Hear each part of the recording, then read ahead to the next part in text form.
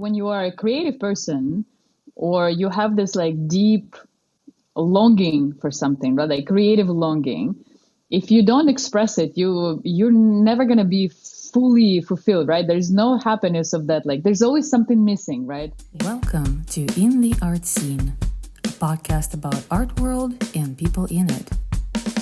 I'm your host, Galina Marcus. Hello, everybody, and welcome back to In the Art Scene podcast. If you have been listening to the show for a little while, you know that sometimes I have an awkward situation when I have a fellow Russian-speaking artist on the show and we have to speak in English to each other. Today is the day. Today is the same kind of situation. I have a wonderful Ksenia Luki with me. She is, hi Ksenia, from LA. She is an amazing musician, singer, creative person, all over with an absolutely mind-blowing story and the journey and like it just the reality of her life. Okay. So Ksenia and I were introduced by a fellow Russian artist, also here in California, who you might remember from one of the episodes, Gala Simonova. She is a wonderful fine art photographer who I hope to bring back on the podcast because she is doing some amazing projects. I'm not going to spoil you right now. The reason we were introduced is because we happened to collaborate on a very short but kind of very special little project, which we will touch on that a little bit as well, which also involves some other guests from the podcast, but a little bit about that later. Let's give Ksenia a microphone and let her introduce herself. Hi. Hi, Galina. Thank you so much for the invitation. It's wonderful. Like it's such an introduction. Thank you so much for introducing me so warmly. My name is Ksenia. I'm a musician. I'm a songwriter, teacher. I teach music. I teach energy work. Creative person. But I mostly introduce myself as a musician because this is kind of a center of my focus, center of what I do, my interest. Yeah. Ever since Gal introduced us, I'm a fan now. I've been listening. I've been listening to your music. I love my fans. So, and I will make sure to leave all the links to all your music on all the platforms where people can stream it in the show notes. So you guys make sure you will click on the show notes and see everything that we have to share there. Again, we'll share more about everything. So let's start from the very beginning. Okay, where did you grow up? What's your life story? How did you end up in LA? So we go to the roots. Okay. Yeah, why not? I mean, Russia is a very mysterious country, especially these days, especially in America. So let's just. It is indeed. Yeah. It is indeed.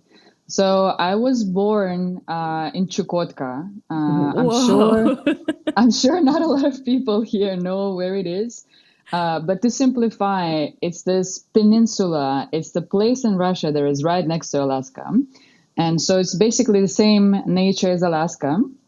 It's very, very beautiful. I'm very fortunate that I grew up there. I absolutely cherish my memories as a child because it was very close to the nature. You know, it was a very small place, and mostly it's people like young specialists, like engineers, geologists that came there and built it, you know. And so both of my parents were geologists. So yeah, I had quite a childhood, you know, like picking berries and picking mushrooms and, you know, going to the forest and, you know, seeing like wild animals. Yeah, it was very peaceful, very, very beautiful. So also very, very cold, you know, and then people ask me when I'm like put in a jacket, like, aren't you from Russia? Aren't you from Chukotka? You're supposed to be, you know, used to cold. And I'm like, this is why I am here. That's right. You know, people ask me the same thing all the time. Like the real person who knows cold just knows how to dress properly when it's exactly cold. Yeah. It's not that we're resilient. We're not made of a bear fur or something. There's a joke about, yeah, people from Siberia. It's like they Yeah, just yeah, know, yeah, they just know what to do with the cold. They don't, it's yeah, not like they go into a cold and they're like used to it. yeah. Yeah. But yeah, it was a very beautiful place to grow up in. Like I was growing up seeing like Northern Lights and thinking that like this is Wow, normal, like everybody see it. wow. So I had a beautiful, yeah, very special childhood. And this is exactly where, so we moved to a bigger city when I was, I think, about, I don't know, maybe around six. The place where I was born doesn't really exist anymore. So it's like it's an Mm. abandoned place. Um, and yeah, we moved there like around six to, it was in the same area as Chukotka, but then it's just a bigger city. And so when I was six, my parents just put me to a music school for piano, and I hated it. It was not my cup of tea, I have to be honest. Even though right now I think maybe it would be interesting to come back to it because it was such a base and the foundation, like knowing the basis of music and music theory and being able to, read music, which I am right now coming back to, but for guitar, which Mhm. is very, very different to apply on this instrument particularly. I think it's a lot harder, but sometimes I'm like reading a piece and I feel like new neural connections are building, and I'm like, I knew that. Why does it feel like new, completely something new? Yeah, Yeah. I have a similar experience. Sorry for interrupting. I Hmm. have a similar experience because I had a formal training in drawing and like body proportion and Hmm. everything, and I hated every minute of it. Mm. But now, in my practice, like even though I don't do the like conventional body Hmm. drawings or anything like that, it just helps me so much. That Absolutely. foundation. I just feel like maybe they could have come up with a better way of not making people hate it from the Yeah, very beginning miserable. because yeah, because it just, it turns some people away. Like my sister also graduated from, the piano lessons, 4 years of music school, I think. She Hmm. graduated and she has not touched a Mm. keyboard since. Same with me. So on the year four, I just couldn't do it anymore. And so I was put for like private lessons, but I just concentrated on vocal and I studied folk vocal afterwards. But I think it's a problem of education too. When somebody can play beautifully, but maybe there's something like is missing in the space where like they Mhm. educate her. Like they don't like I think my teacher, she loved music, but she didn't like kids. That's what I think, you know. That's terrible. But it was probably, not a lot of options, especially where I grew up. There's just not a lot of opportunities, right? And like being a musician, you can't quite make a living, in the middle of nowhere, right? Hmm. Where there's basically it's just the only way to make money is to either like is a musician to teach. Hmm. But yeah, so I kind of had a challenging experience with her. I still sometimes talk about her and like it was. I think there's also something maybe going on in her life that she was a bit seemed like distressed, and that definitely Hmm. affected my desire to be in class. Because I felt like every time I would go, I would just feel like it was a little bit terrifying. But I Hmm. remember that there was a guitar on the wall, and anytime I would like stay for practice, I would just like play my minuets, play those little pieces, and I would see the guitar and I just like strum and like think, oh my gosh, this is so beautiful. Like this something that I would be interested in. And so yeah, I quit because we moved kind of not frequently, but I moved, I think, to Siberia when I was around 10, which Hmm. was maybe a little bit less cold, still very cold. And so I had an option to go and continue to go to music school, but I just decided to take, it was just a bit of a situation with transportation. It was not working out. So I decided to take private lessons for piano. And yeah, I did that for a while, but I mostly wanted to concentrate on vocal. And so I studied folk vocal, and I was performing with a group for quite a few years. And yeah, like learning aspects of traditional Russian folk vocal, Hmm. Hmm. which was interesting that I didn't think that was going to affect me this much. But I see trails of it, and like what I Oh, do, and like choices I make, and like what I'm interested in, and like why I go to Peru and study with like tribes and their songs, why I go to Brazil, and I'm really curious and interested about that very unique sound of this particular people, right? uh-huh. And I think it's coming from that training. I think it's coming from that interest in uniqueness and speciality of folk, you know? Is So, it? Yeah, yeah. this is. I just have to make that comment because when I heard your music, I was uh, I was just, I drowned in all of that because I could hear, Mm, like a lot of our listeners are not familiar with Russian folk, hmm but maybe have an idea of like hmm Peruvian hmm or some other indigenous, hmm and your music has, and your style of singing has hmm that mixture of all of it, and I so distinctly can hear mm. Russian folk that I grew up with Oh, mixed with all those other things, and then the topics that you were singing about are completely like so like this is like the entire mm, information of all the different cultures and everything downloaded from the universe directly into your songs. mm. It's just like, wow. Thank you It's so much. it's it's such a unique Mm, mix of everything. It's just it's mm, great. hmm Anyway, I'm sorry.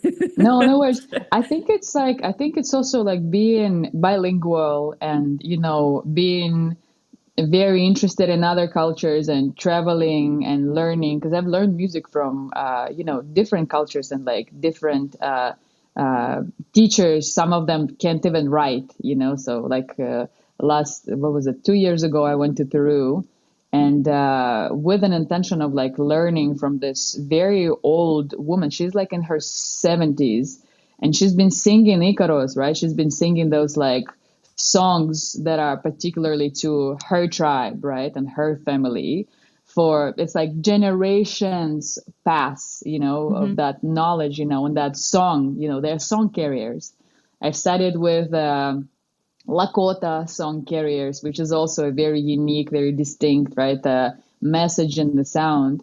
And I think like being just open to exploring, right, different cultures, and like respecting and just genuinely curious, about the musical aspect of someone's culture. I think it adds like colors, right? It adds variety, and that's also, yeah, just for me, it just makes things interesting. I feel inspired, right? It's nice to be an explorer. Yeah, yeah, yeah. And also it just feels like again in the way you were singing, it feels like you are connecting all those cultures together, like you're just getting all those strings and Mm, putting them in one big bunch. mm, It's just I don't know, this is magical. if you mm, if you give me a permission mm. to play a little clip of your Oh, music of one absolutely. of the songs in this episode, so at least people kind of get a taster before they go and find you on Yeah, Spotify. absolutely. Yeah, Yeah. no problem So at all. that would be, yeah, I think because it's really hard for me to explain, and I'm not a musician. I Hmm have absolutely zero musical hmm literacy. Whatever I have learned when I was seven in school, it's like absolutely non-existent.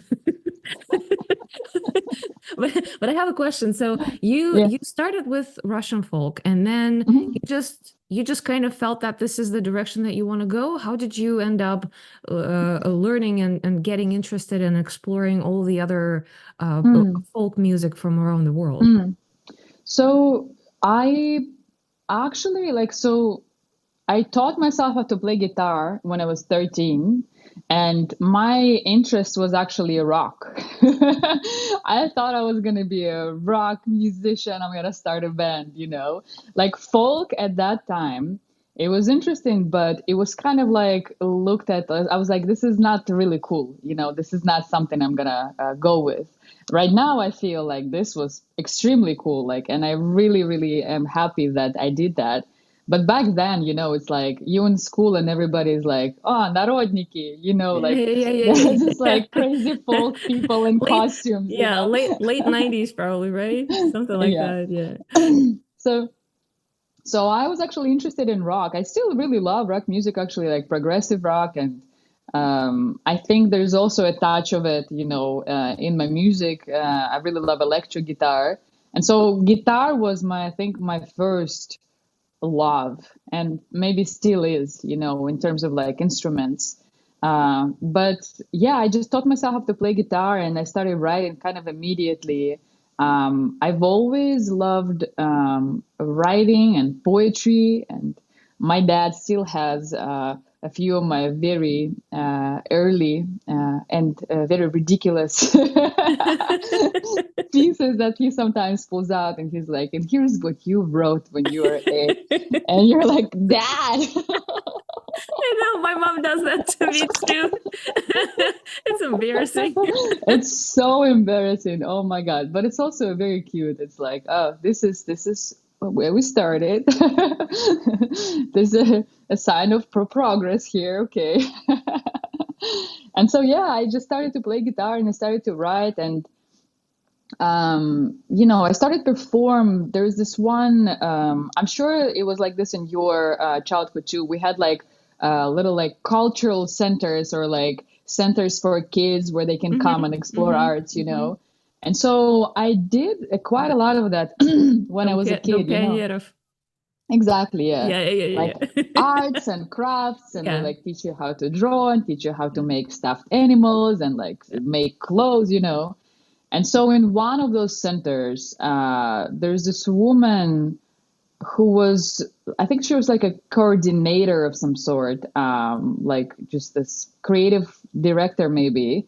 And so she saw that I sing, and she started to kind of put me into all these different competitions for like folk music, for singer-songwriters, for like open, like there's a celebration of the birthday of your city, right? And so they make like this huge concert. So I would perform there, and then there were like little festivals, and I just started to participate. People started to invite me, and at some point, I remember that I started to consider, okay, maybe it's something that I should concentrate on more fully.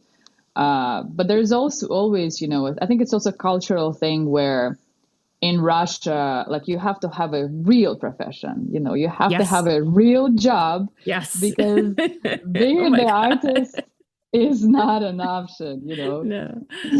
So I'm sure you can relate. Like a lot of people, I think in like Russia, Ukraine, just like our region of the world, it's You important that you go to university. Yeah. Yeah, and actually, honestly, I found that this is universal because I've had Mm. people on the podcast from everywhere in the world, Hmm. all the way to Australia, Europe, anywhere in the States, Russia.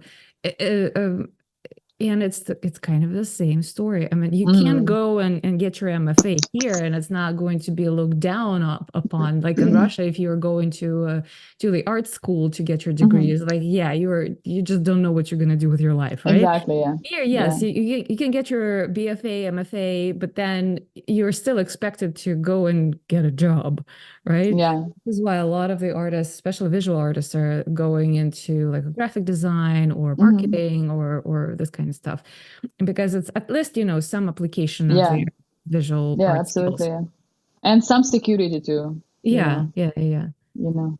So Yeah. it's a So unfortunately it's a universal relatable. story.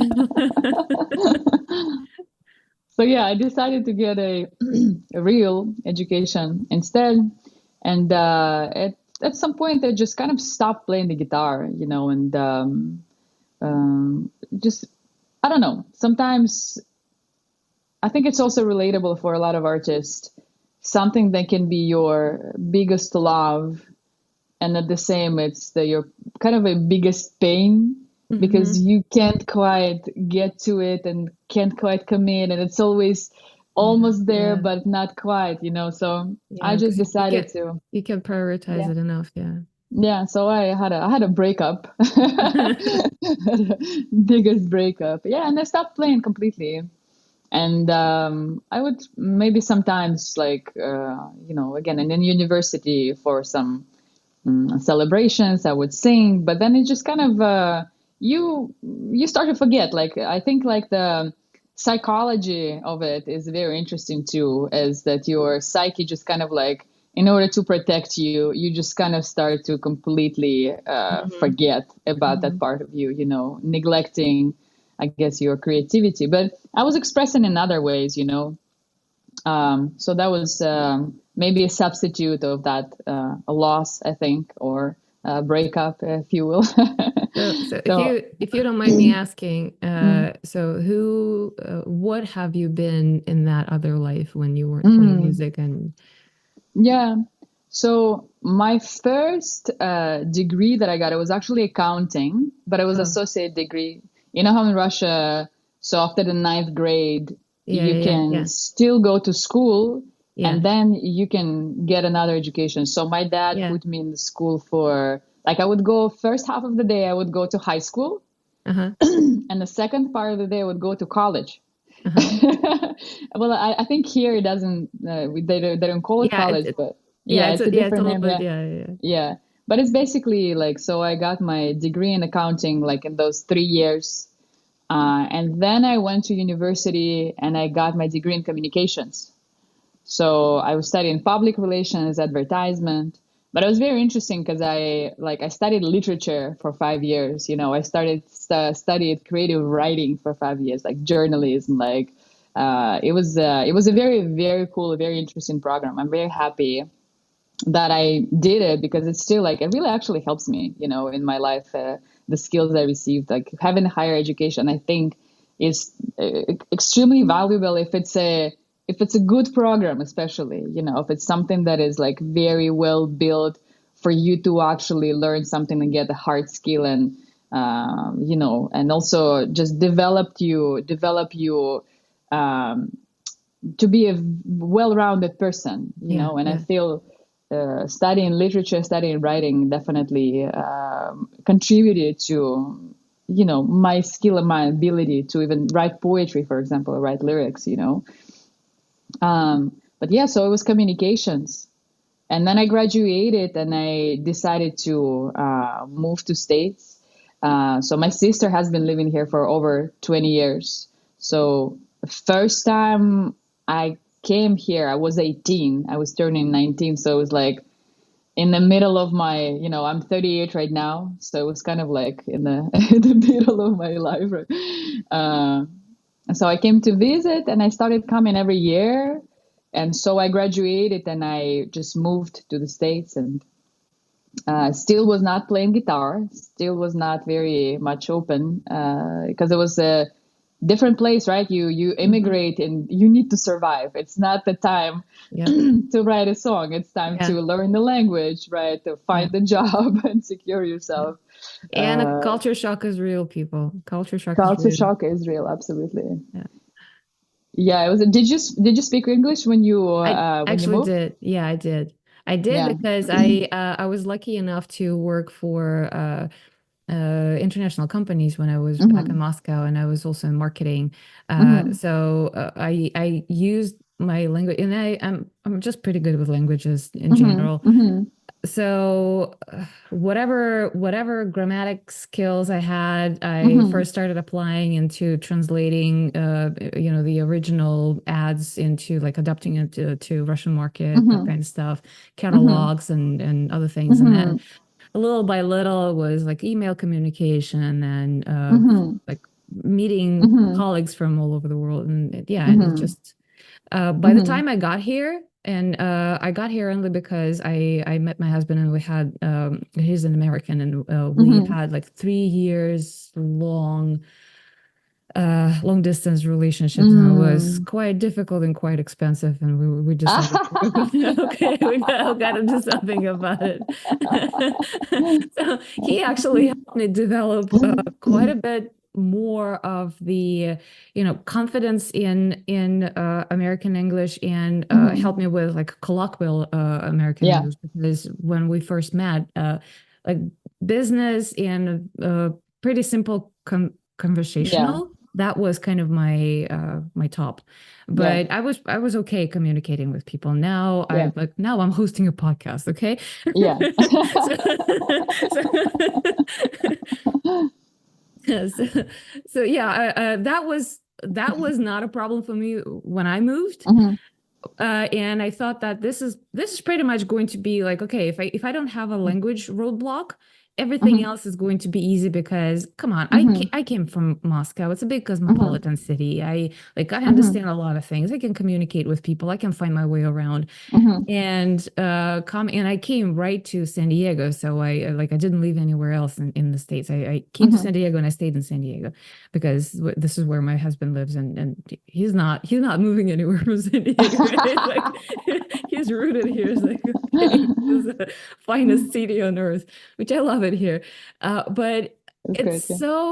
so different, even when you go to a grocery store, and technically you look at the shelf in the grocery store and you see a lot of similar items, but Mhm. the brands are not familiar. You don't know how to read the prices. You don't like, Yeah, and it's been a lot of like yeah. big, like probably first year, if I went to a grocery store for like a very simple, with a very simple list of things that I need to buy, I would spend an hour just because I had to figure out which one is the right one and which one is Yeah, not, because I yeah, didn't know any of that. I didn't try any of that. So yeah, yeah. and then like a year later, probably I realized that, and then also communicating with people, like even if you know the language, Mhm. the way that people connect with each other, I found, for me, that was the biggest difference.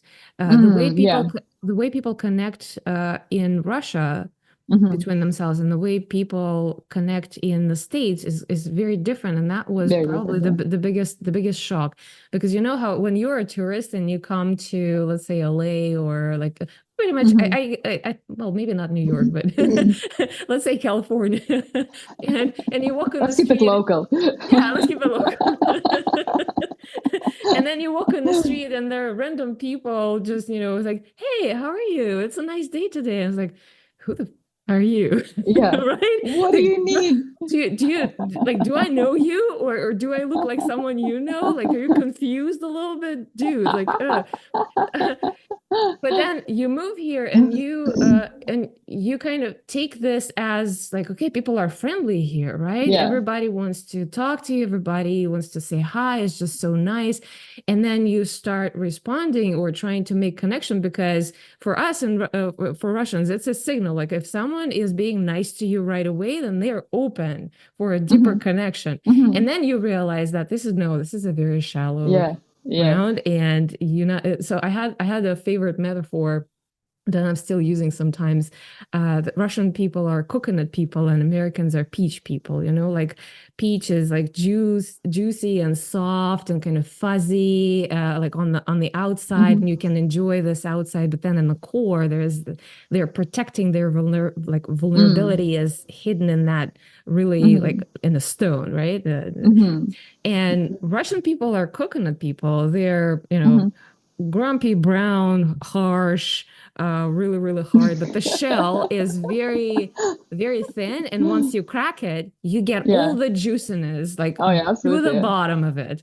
Yeah. So yeah, that's kind of that actually helped me a lot when I was Mhm. making friends in the States, Mhm. because once I bring up this metaphor, it kind of puts a lot of things in perspective, and people Mhm. it helped me understand how people in the United States, Mhm. connect, but then it also gave them a perspective of how I used to Mhm. connect and how I see them. That's that kind of Yeah. a difference.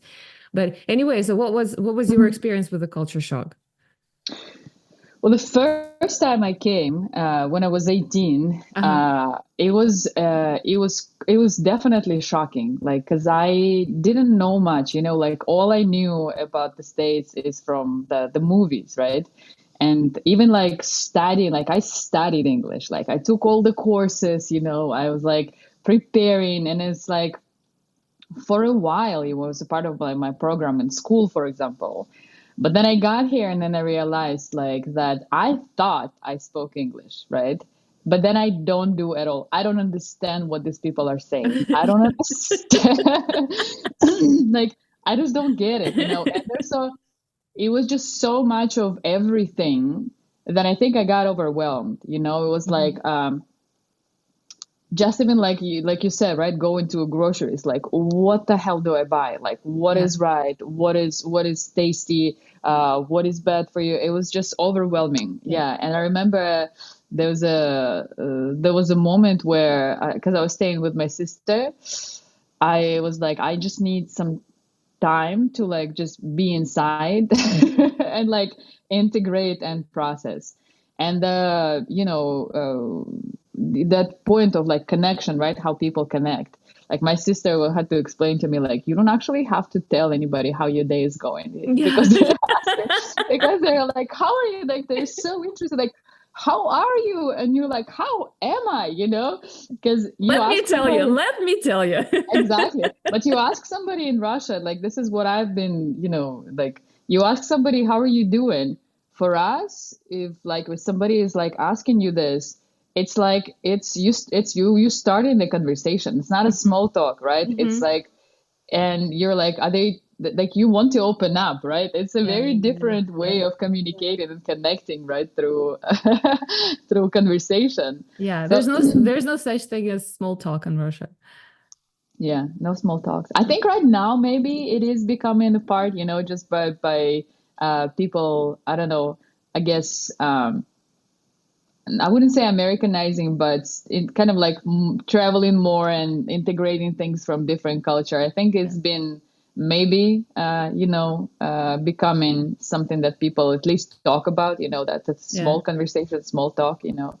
But yeah, it was definitely like communication and language when I came the first time, because I was coming here thinking that I speak fluently, I have my straight A's in English, but then I remember when I was flying here for the first time, somebody asked me in the airport, "Are you in line?" And I looked at him and I was like, I couldn't understand because for me, it was a cure. Yeah, yeah, because we study British English. Because we Yeah. studied British, yeah, and that was also another thing that I was like, oh, there are different ways to speak English. Like it's American is very, very different. So, yeah, it took some getting used to. But by the time I think I moved after, coming here a few times, like I already had a really good like conversational foundation for sure, and I was a lot more comfortable just like being here, speaking to people, starting conversation. I think it took me still a few years, like getting comfortable and like feeling myself when I speak Hmm. English, Hmm. because it's a different thing, right? Like I always said, like when I would meet people, I'd say like I'm actually a very funny person. Like I love making, like I crack jokes all the time in Russian, but English is a little bit more constricted, and I had to like find my way to like really Yeah. project my personality Yeah. through a Yeah. different language, because Yeah. like Russian is I feel like, I mean, obviously because it's my native language, right? Like I can operate it better. But it's also very expressive, and just by like tweaking something, right, in the word, you can make it funny or you can make it cute, right? Like Spanish, I think is kind of Spanish and Portuguese. I think they're very similar in this way. But I had to find my way to really, I don't know, be myself while speaking my second language. Yeah. So, Yeah. did you have that experience? Yes, yes, 100%, 100%. And I also, Hmm. uh, when I first moved, it took me probably several months, because I like, even though I spoke fluently, Hmm. when you are in this 24/7, like by 8 Hmm. o'clock at night, my brain would just shut off. Oh, yeah.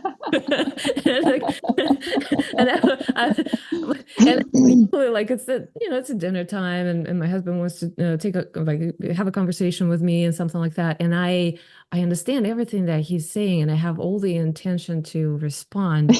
It just doesn't come out, and I was like, okay, just give me. I need to decompress because my brain Yeah. literally is hurting.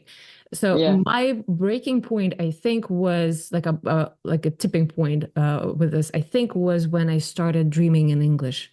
Yeah. Hmm. Did you have that experience? Yeah. It was dreaming, and it was also being able to joke. For Yeah, me, that was like, oh, okay, now I'm fluent. yeah, Okay, so yeah, now I can, yeah, yeah, but dreaming, thinking, and also I started to notice that it's more convenient for me, for example, to say something in English rather than to say something in Russian. yeah, Or, for example, making lists or even like writing a song, right? Because it yeah, started to come yeah. differently. It's very interesting also being bilingual because like there are certain things that are easier for me to communicate in English, or there's certain like, for example, like I went to a massage therapy school. Uh-huh. And so I studied, I got my certification as a massage therapist. I was very interested when I moved here, like in healing arts, when I like went to study yoga, massage therapy, Reiki, breath work, all of those like, range of healing modalities. So for example, I know anatomy, but I know it in English. Mm-hmm. Yep, I yep, don't know the yeah, names of the muscles in Russian. It's a very odd thing. Like you see yeah, your brain is like kind of yeah, yeah. starting to, work a little harder when, yeah, you just realize, oh, I don't know how to say it in Russian, and it's my first language. Yeah, I have exactly, like this is exactly my experience, what you were Hmm. describing. And to the point that I'm making a point of, speaking Russian, several times a week. So at least I don't lose it because at some point I Same. started feeling like I can lose a lot of it, Yeah. and I started weaving a lot of English words in like my Same. Russian sentences and stuff. And it's also, what you said about the self-expression, like joking Hmm. and writing songs, it also really resonates with me Hmm. because yeah, I when you start feeling like this is when you actually, yeah, when you can apply the language Hmm. uh to your identity, right? To your Exactly. Hmm. personality, then you start feeling like you're bilingual, not just, Yeah. fluent and proficient, right? Yeah. So I have a question, and I had this question from the very beginning. I kind of Okay. I was waiting for this point in the conversation. When did this happen that you started writing lyrics in English? Mm. Well, it was actually was right at the point where I started playing music again. So I think around 10 years ago, I kind of remembered that I'm a musician and that I love it more than anything in the world. It's a very important part of like who I am, who I want to be, and just I don't know, that sense of I talk about ikigai a lot. Mm-hmm, It's mm-hmm, just yeah, it's a sense of like you are life worth living, right? And all of those activities and things and that bring you this feeling of like you're fulfilled. And so I feel like when you are a creative person or you have this like deep longing for something, right? Like creative longing, if you don't express it, you're never gonna be fully fulfilled, right? There's no happiness of that. Like there's always something missing, right? yeah, Everything is good in your life, right? Everything is set up appropriately, right? Like yeah, you're making money, you're like having a relationship, but there's always something that your soul will chase. yeah. And so about I think 10 years ago, I just picked up the guitar again, and it was like so it was a very, very beautiful moment, but it was like coming back, coming back home, like bringing yourself back to like, oh, I forgot how good it feels. And so I started playing again, and I started to write kind of immediately after that. And there was not like songs that I would like play, but you know how it is, right? You have to get it out. You have to, I don't know, for me, I can write 30 songs that I will never share with anybody, but it's Yeah. my juices, it's my material, it's my creativity is Yeah. working out to get that one song, right? Yeah, yeah, yeah. And And so, yeah, in the visual arts, it's kind of the same thing. And a lot of people are joking that to make one good painting, you need to create like 100 crappy ones. yeah, And it's like, yeah, it's a lot of waste of yeah, materials and yeah, stuff. And yeah, it's a process. It's just a process. absolutely, yeah. Yeah, absolutely. Like I think also when like I talk to songwriters that are starting to write and they're like, but I don't have a skill, like I can't write that one like hit song. And I'm like, you have to write a lot of just songs that you're never going to share with anybody, but Yeah, that's how you get the skill. yeah, That's how you get the taste. That's yeah, how you get that feeling of like, yeah, that's it. yeah, Like yeah, yeah, yeah. now it's there. Now the puzzle is there. Yeah. So, and I started writing kind of immediately. Yeah. And I think when I realized that I, I want to take it seriously also, like this is something that like this is my life. Like I want to do this as my profession. I want to daily spend time with this. I want to share my music again and also like that like I have something to share, right? I have something to say um and yeah, that I'm capable. And it's also like allowing myself to finally say yes to the beloved. Yeah. Yeah, totally.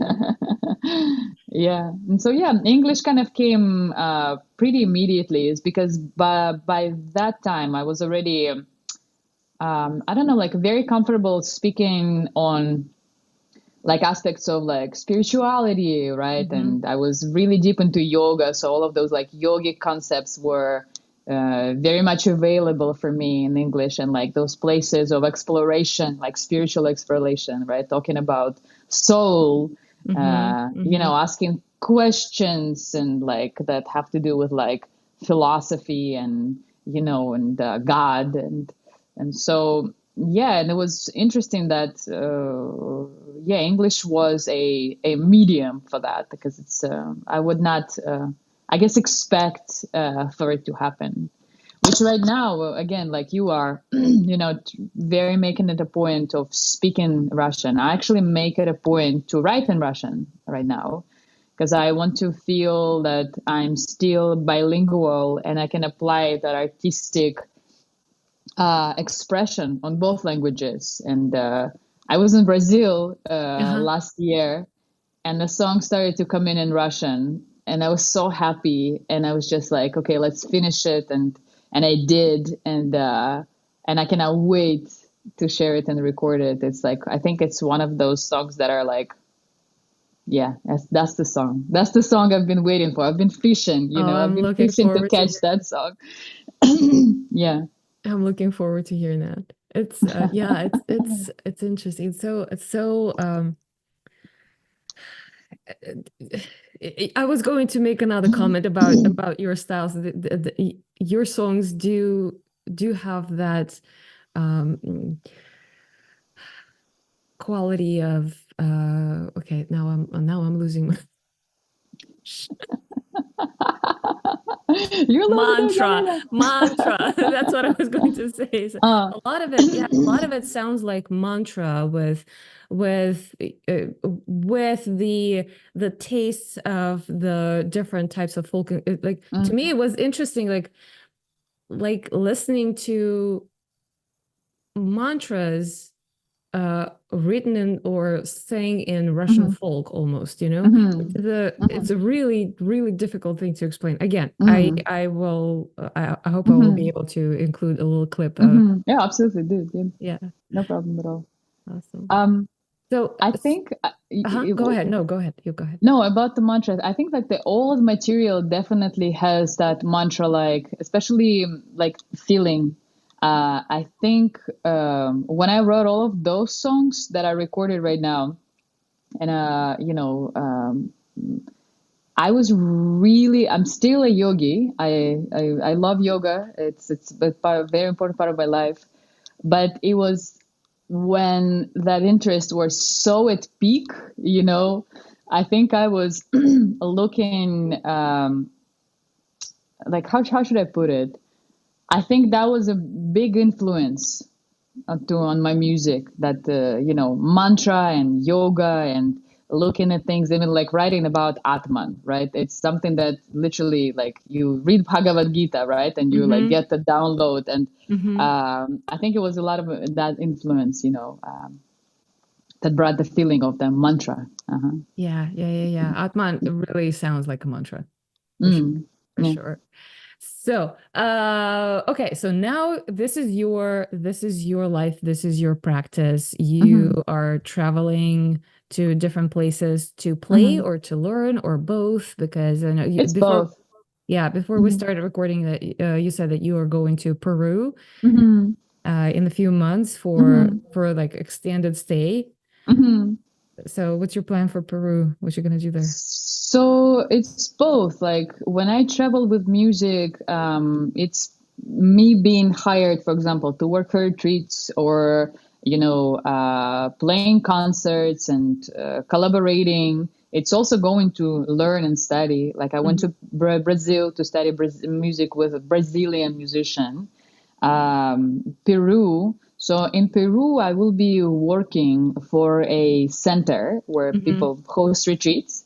And so there they basically, it's an opportunity for me to work in the center, like offer my music, offer my gifts as I'm really good in like organizing things and Hmm. like, kind of more of a facilitator kind of space. But it's also an incredible opportunity to study with elders there in Peru and live in the village, in the family, Yeah. and just study with those like abuelas, right? It's like, Yeah. it's an incredible learning opportunity, because who knows, like it's so valuable because they're so old, they have so much experience, they carry these songs through generations, like they perfect them. Like when I heard them sing for the first time, I could not believe it. I was like, oh my God, like I felt so lucky to be in the room with this Hmm. women. And they're like this tall. They're very like short, sheepible ladies. And the moment they open their, voices, you sit there because the amount of power, the amount of intent of their healing song, because what they do, they heal through the song, right? They use the vibration to activate all of those like layers of your soul, layers of your health, right? So it was just, yeah, I just couldn't believe it, really. I did not know that women can be this powerful through song. Like, and I've met some incredible musicians, and it's just the voice, right? They don't play any music, but the energetic aspect of what they do is very fascinating to me. And so I've been learning how to sing in Shipibo, how to it's basically a freestyle also, right? You don't write a song, right? You just sit in front of someone, you connect to them, and you sing to them, and you sing to what is arising. So it's this. My boyfriend and I will always joke about who our favorite rappers are, and it's mostly like our spiritual rappers in the Mawa family in Peru, Yeah. who just can like bring it through freestyle in It, Shipibo. yeah, Uh, it sounds almost like it's a different type of a Reiki work, right? yeah, it's a healing modality. Yeah, Yeah. so Or like a they use their singing bowls or something, because I know my yeah. experience with singing bowls, the Hmm. vibration. Yeah, frequency. Like Yeah, yeah. yeah. So that's what they do. They basically a person. I generally think that any artist or a singer, they are a channel, right? It's Mm-hmm. the music is moving through them and being affected by all of the layers of their experience, of all the gifts, all the darkness, all the traumas, all the lessons, all the wisdom, right? And this is how when music comes out, we are able to connect to somebody's Yeah. story, right? And the Yeah. deeper layers of that story too. Yeah. And with them also, they're basically a channel. So they use the energy and the teachings of plants, right? And they connect to those frequencies of healing properties, right? Through their song. And often you can hear that they sing that, like when you start kind of understand Shipibo a little bit, they make it a point of saying, it's not me who's singing, it's the spirit who's singing through me. Like they reaffirm it, and they basically use their voices as a vessel for, basically a higher vibration, right, of healing to enter and then move through the song. And if it is a maestro, right, if it is a person who a true healer, like you hear it, like you not only experience, right, changes in your, I don't know, like perspective and, I don't know, just your life in general, really. And they have multiple practices that they integrate, in that healing. But you hear it in real life. Like you feel what the song is interacting with, right? It's like almost like a psychic surgery, right, through a song. Wow, that's fascinating. Now I want to go to Peru. I was always interested. I never thought I would ever go. Now Yeah. I want to have the experience that you had. Yeah. I'll never sing, but I just like this is fascinating. It's Oh, absolutely fascinating. you never know. You never know. I've seen people who, it's like you start with a little chanting, right? And then Uh-huh. all of a sudden your song comes in. And by the way, Shipibo believe that if you're not singing, you're not learning. Oh, The that's only way interesting. for you to learn in that container Uh-huh. is to open your voice and sing, right? And like to open up your channel. When I started to learn, I was very kind of hesitant, right? Because it is a very unique way of singing. You are an open channel. You don't pre-plan. I mean, you obviously have like kind of things that you come back to. Maybe it's the structure of your song, right? Mm-hmm. There's some Mm-hmm. certain things like you know how to open the verse, how to close the verse, but then you always sing to what is arising. Like it's a very intuitive, very tuned in way of singing. And there's obviously like being a Western musician, right, with a training and like you go to Brazil and they teach you a song, right? And you like, I know the song, I know how to start it, I know what lyrics I'm saying, but there it's just you just open your mouth. You sometimes I don't know what's gonna come out, and that's terrifying. Sometimes, but you learn how to really trust it and then trust the process and like and learn through it. There's this almost like surrender to that it doesn't have to be beautiful, it doesn't have to be perfect, but what is important is your connection Uh-huh. and your intention, right? And that's Fascinating. mm, It's it really is very fascinating. fascinating. Yeah. Yeah, It's actually, I'm sorry for interrupting. no, One reason why it's really fascinating to me to listen to you, like in terms of that specific connection and mm-hmm, the like the voice being a vessel, mm-hmm, is because I think for years and years I've been dealing with my own like blockage in a throat chakra, which came from a very early childhood traumatic situation, mm-hmm, to the point that sometimes I would have a knot, like yeah, physical knot. I would feel mm-hmm, it. It's painful, and yeah, I worked through different practices to kind of reduce the knot, but I don't think that I am still out there. mm-hmm, And sometimes it's kind of a it's yeah, difficult for me to express myself mm-hmm, with the voice. mm-hmm, yeah, So what you were saying kind of like, wow, this is the ultimate mm-hmm, mm-hmm, open throat chakra and stuff. mm-hmm, It's just, yeah, mm. it's really, It's allowing yourself. This yeah. is, by the way, a very common experience. So I've worked with people, numerous people, teaching voice, and it's not something that I do regularly. But sometimes, there are students who want to come and like work on their voices. It's a very common experience that physical expression of something psychological that happened, right? Like a very physical Yeah, representation of it, right? And we yeah, feel it, we feel yeah. that tension.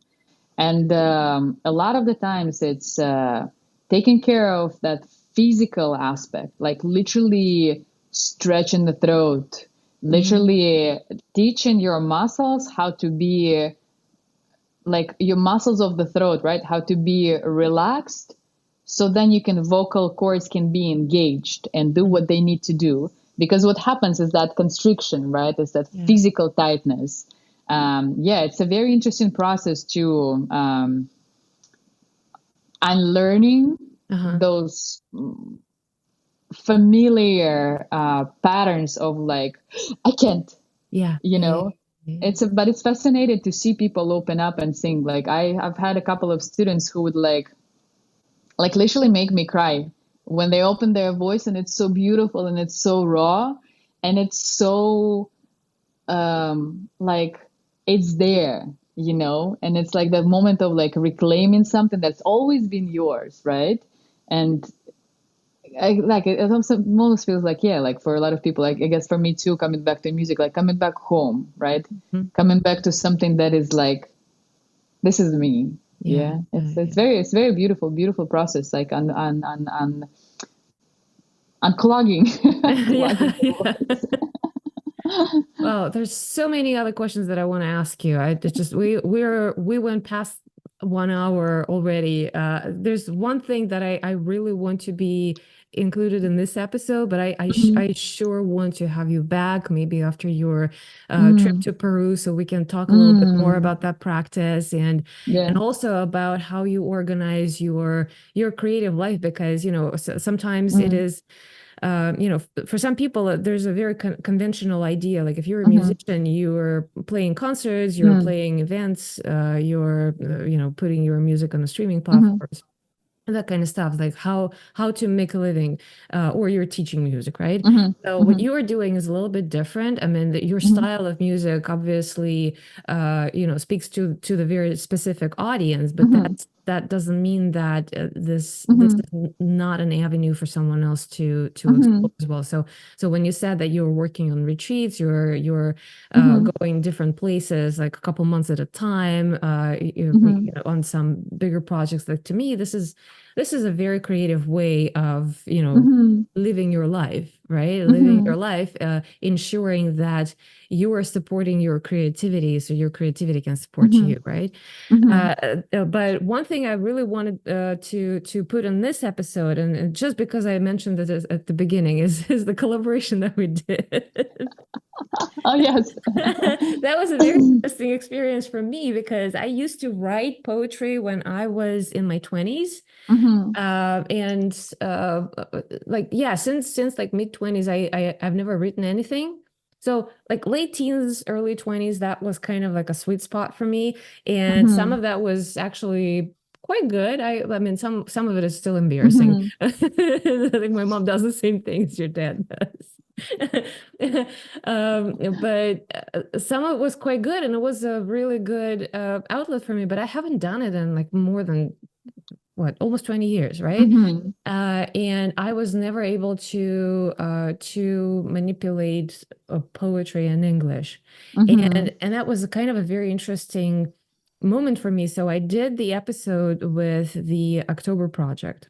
mm-hmm. And if you guys didn't hear that episode, I will put the link in the show notes as well, so you can go and get that reference. It's absolutely also beautiful, uh, um, beautiful. Well, I cannot call them a band because they're like they're Yeah. they're three people, but they're creating absolutely beautiful, authentic music Mm-hmm, in their own way, communicating what's important. And we were talking a lot about this creative process and about their collaboration with different visual artists and different music artists in their practice, and kind of putting that all in the recordings and in their musical videos and stuff.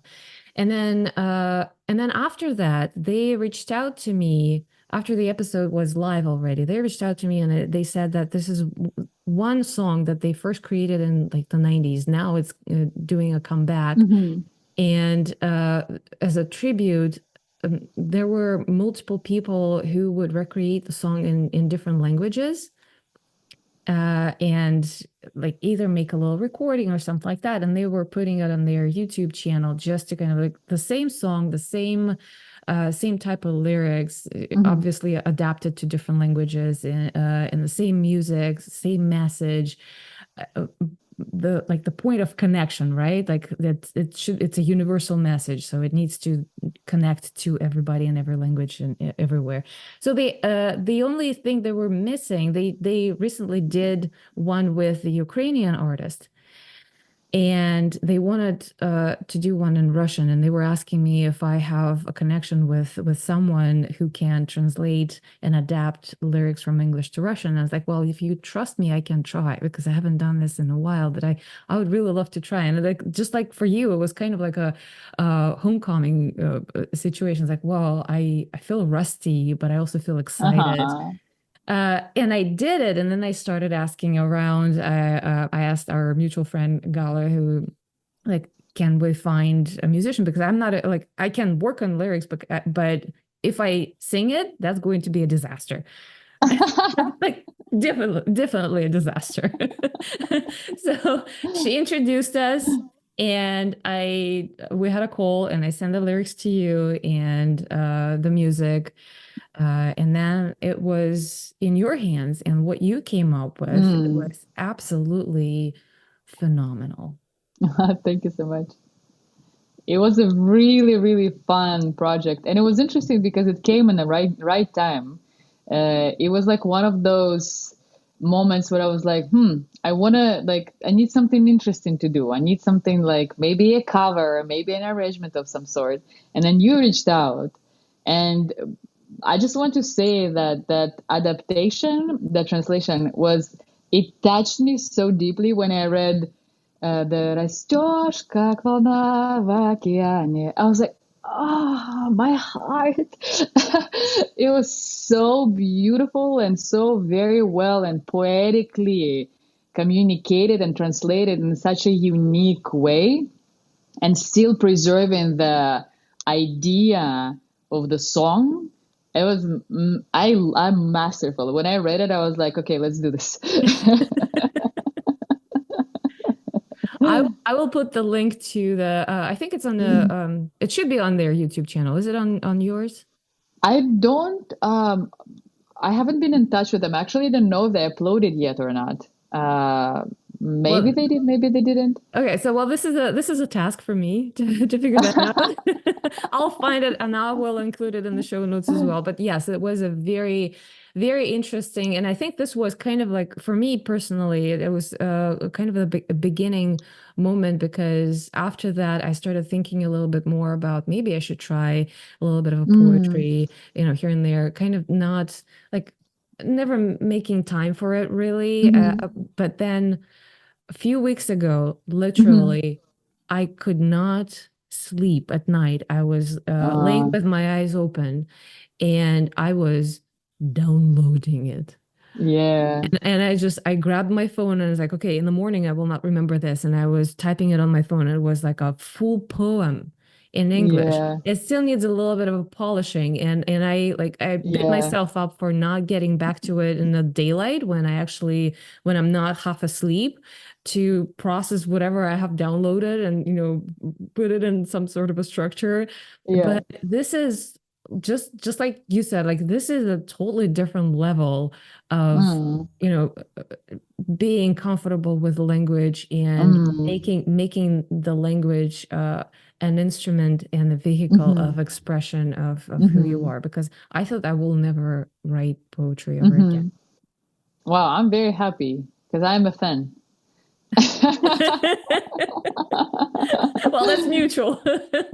This is really, isn't it so cool when It you're is, like yeah. feeling it, like you're laying there and you're downloading, like It, it's there, it's coming through. It's yeah. amazing. Yeah, and it's interesting experience because I haven't experienced that in like I said in almost 20 years. Hmm. And with visual arts, it's not like that. Like you download as you work, right? It's not like Mm, you cannot sleep and the painting comes to you, right? It's not working mm, like that. mm, I never start with, a precise idea of what I want to do. hmm. It can be it can be, a rough idea or some, Mm. some reference point or something like that. But then it just in the process it comes out on the canvas. But Oh, interesting. yeah, so it's a totally different So it's uploading as you are. yeah, kind of, yeah. You're printing. Yes.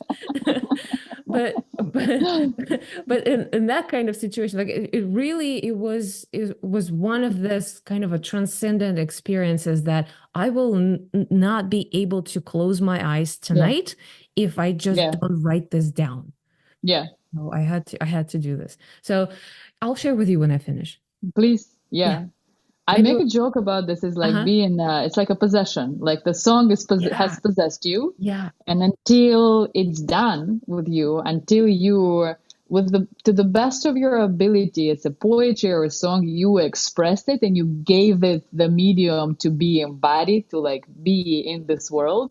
You can't sleep. You can't sleep. You like I also like sometimes literally like walk around and I talk to myself. Like it's when the song is coming through, I need to constantly be with it until it's fully expressed. It's a yeah. Yeah. It's a odd looking, but beautiful experience. Wow, very Yeah. very cool. Very transcendent. Yeah. Hmm. Well, we have to wrap it up because Okay, otherwise okay. I can I can I talk know, to you. I feel like I can talk to you for another couple hours. It's just no one is, very mutual. yeah, no one will be able to listen to such a long episode. But let's make sure we're gonna do this again I would because love that. I feel like there's so much more that you can share. And Mm. personally, I can say like because I'm more of a visual artist, it Hmm. is easier for me to first of all find connections and bring people as guests from the Hmm. visual art world. But I always wanted this to be an all inclusive podcast. And Hmm. uh, I am kind of a little bit intimidated having musicians on a podcast because, again, I don't have any musical literacy, so I feel Mm. like I won't be able to talk or ask the right questions or Hmm. whatever. But so the October project, I think was like the first major like Hmm. music project on the podcast. But Hmm. talking to you today, I Mm. feel like we were like this everything that you were describing is kind of like this is my experience. This is my experience Hmm. from a different medium. Hmm. Exactly. It I is think it is creative amazing. process is creative. Let's talk about that. I'm so curious also to find kind of a, common experiences from a perspective of you as a painter and as a songwriter, because I feel like there is a lot there to explore. And I'm also very curious. I don't Yeah. paint, but I'm fascinated by just the whole idea of somebody just like envisioning something and yeah, creating it like Oh, beautifully, like definitely. that Yeah. painting behind you that I complimented earlier. Yeah, Thank I you. would love to talk to you again. Yeah, let's do it again. Absolutely. Let's do it again. Awesome. Alrighty. Okay. So, to very quickly wrap it up, tell people where to find you, where to find your Hmm. music, how Hmm. to invite you to their retreats, or what's the best Hmm. way to connect with you. And I'll Hmm. make sure to put all of that in the show notes. So if you are not audible people, like you cannot, Hmm. write down everything that we Hmm. spell out, you always have a reference on For sure. intheartscene.com. So go ahead, Cool. plug away. So go. So you can listen to my music on any major platform. It can be Spotify, it can be Apple Music. I think I have music on Bandcamp, but basically any major streaming platform. I'm on YouTube. I have a website, ksenialuki.com. So if for any, if you want to reach out, it can be done through that. It's also yeah, it's kind of like has all the links to everything I do. I am planning and working on a new album with new material that I have plenty of by now, and I should be really getting to recording. But this year and then next year, so stay tuned. But Instagram, Spotify, yeah, and my website, ksenialuki.com. All right, awesome. Okay, again, all the links in the show notes. and all the references that we were talking about today. Maybe I'll even find some article about again, what was that word? The Peruvians singing. Oh, the Shipibo trip. Shipibo, yes, okay. Yes. Okay. All righty. Okay, We'll see cool. you again in the art scene.